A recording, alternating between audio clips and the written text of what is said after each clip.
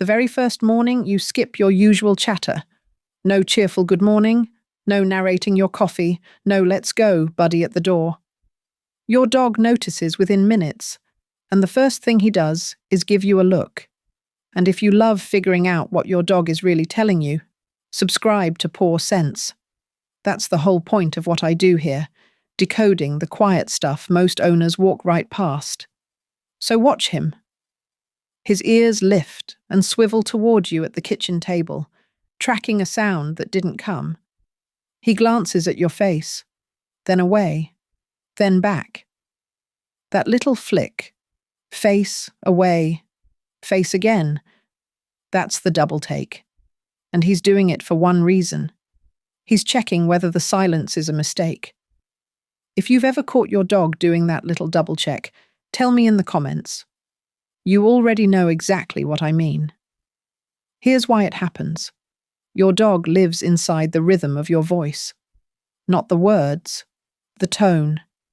The easy, sing-song hum of you moving through the house is his daily all clear. It tells him the world is fine, you're fine, nothing's wrong. So when that soundtrack drops, he registers it before you've even finished your first cup of coffee. The mug's still full and steaming beside you, and he already knows something changed. And over day 1 and day 2, that knowing turns into something you can see. He starts to follow you, room to room. You get up for the bathroom, he's up too. You move to the couch, he resettles 3 feet away. And he'll do this thing where he lies down right across the doorway, not in his bed, not in his cozy corner, but flat in the threshold, so he can keep you in sight in the next room. That's got a name.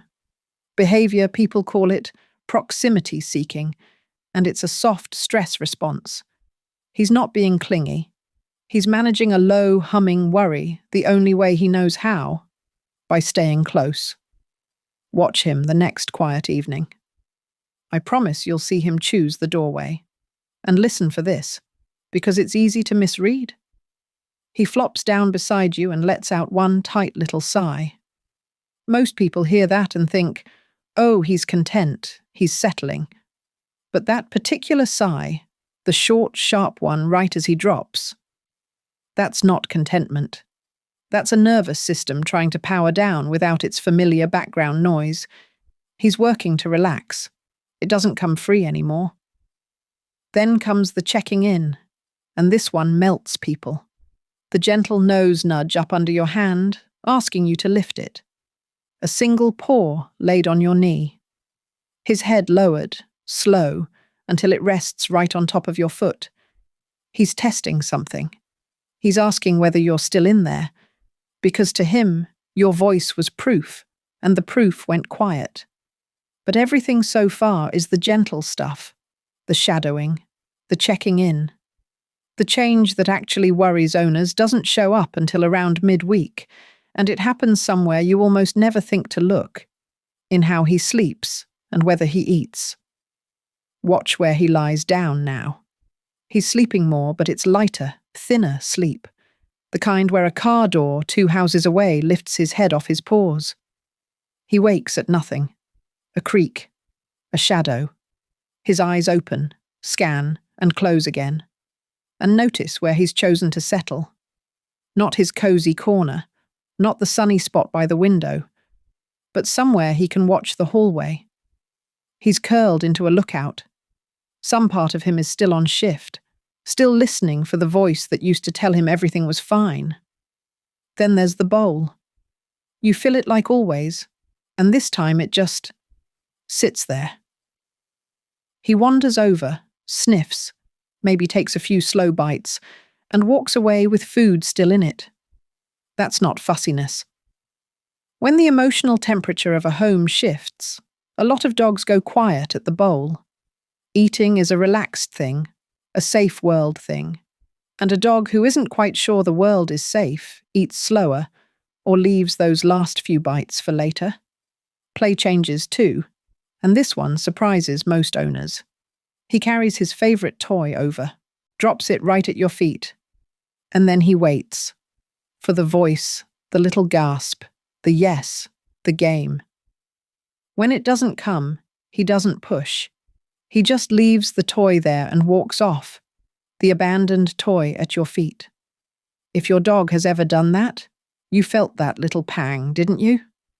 That's him lowering an offer that used to always get answered. Now, I want to say something carefully here, because I care about you being sure. If his appetite, his energy, or his sleep stay off, if this stretches on and doesn't lift, that's a conversation for your vet, not for a video. I'm a dog person, not a doctor. Please see your vet for anything that feels physical, because I would always rather you check and be certain than guess and worry. Assuming he's well, the rest of what you're seeing is your dog talking in the only language he has. The quiet tells.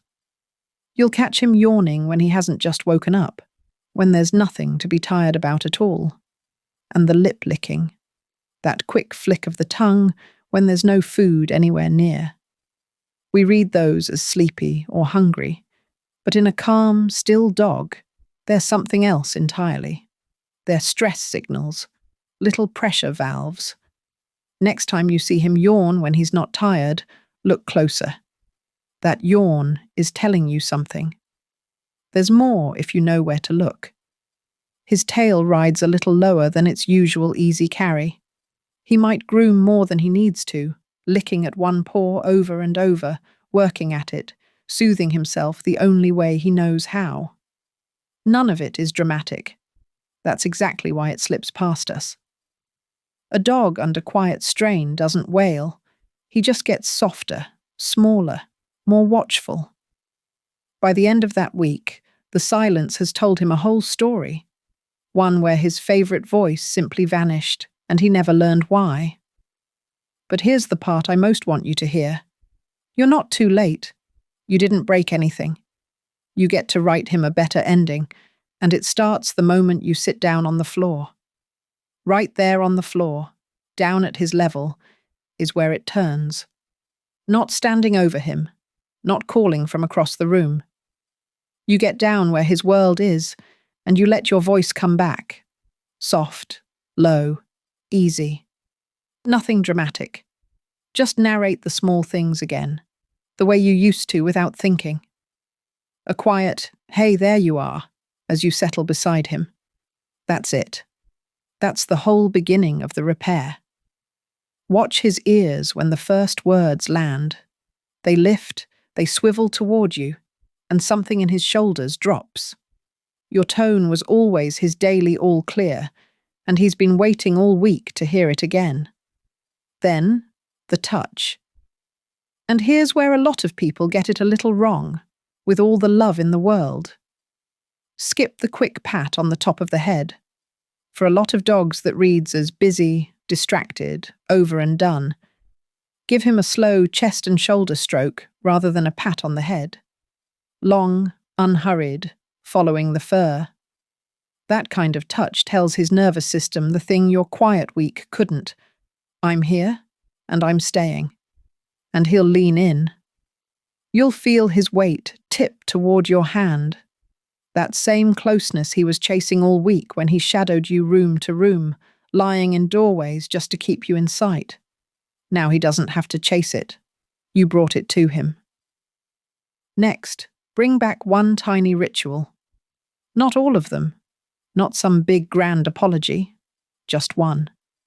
The greeting at the front door when you come home, or the good night word before the lights go out. Bring back just one. The door greeting or the good night word, and watch what his body does. Come back and tell me you saw it too, because his whole body loosens. The tail comes up. The stiffness melts out of his spine, and you can almost see the world click back into place for him. And then there's the moment I really wanted you to get to, the one you can't fake and can't rush. It's the look on his face when your voice truly comes back, and he understands the silence is over. The softening around the eyes, the mouth going loose, that long exhale. Honestly, it's one of the most moving things you'll ever see. If your dog has ever given you that look when your voice came back, you already know there's nothing else like it. That look is the answer to everything we've been asking. All week, the silence told him a frightening story. His favorite voice, his signal that the world was safe, had simply gone. And your voice returning is the world becoming safe again. That's what was happening inside him the whole time. So let me leave you with the part that matters most. A quiet week does not break the bond, not even a hard one. Your dog isn't sitting there keeping score of every skipped good morning, waiting to hold it against you. He can't. Forgiveness is his default setting. He was never angry. He was just waiting for you to come back. And the second you do, he's all the way back with you. No grudge, no distance, just relief, and that warm weight leaning into your hand. If this helped you understand the dog who loves you most, the one lying at your feet right now, subscribe to Paw Sense so we can keep decoding what he's really telling you, one quiet signal at a time. Until next time, give your dog an extra ear scratch from me. This is Paw Sense.